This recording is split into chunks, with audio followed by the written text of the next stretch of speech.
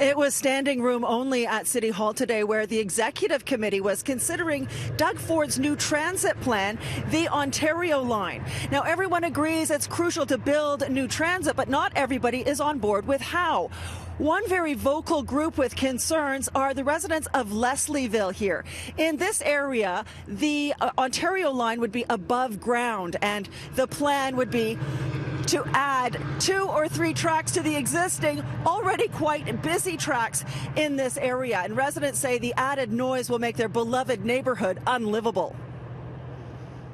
The increased noise and frequency of trains is currently proposed with the Ontario line and with regional express rail changes would bring so much noise as to render whatever green space is left unlivable, unplayable. There may still be playgrounds and parks next to the lines. There would be no people in them. Mark Tessero lives near the popular Jimmy Simpson Park near Queen and Logan and says it's always packed with children, including his own. Right now, GO trains and Via Rail run along here, but if the Ontario line goes through as proposed, at peak times, he says, there would be trains every 45 seconds. He says homes might have to be expropriated and green space would be lost. The solution, residents say, would be to bury the stretch from Cherry Street to Gerrard, highlighted here in orange, in spite of additional costs. To really do it right, to put it underground, which eliminates noise and visual impacts. Build it now! Build it right! Protesters at a rally outside City Hall have their concerns as well. They claim Doug Ford's government is using bullying tactics. The province will only back down on their plan to upload Toronto's subway system if the city agrees to build the Ontario line, which will have 15 stops and run from Ontario Place up to Don Mills and Eglinton.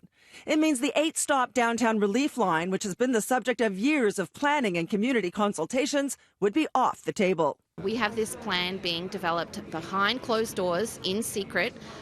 Billions of dollars are looking at being spent.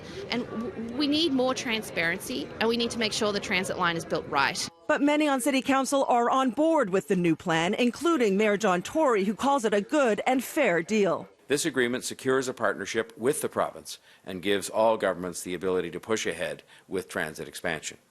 As a mayor who was elected to finally get on with building transit and who was elected on a promise to work with the other governments, I believe this is our very best way forward.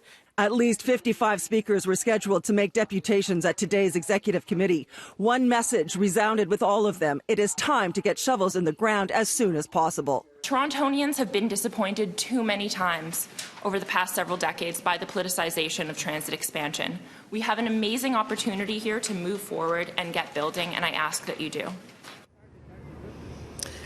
Critics say there are a lot of unanswered questions and little information. Even the $11 billion price tag is just an estimate. As well, the completion date is estimated at 2027, but critics also say that's unrealistic.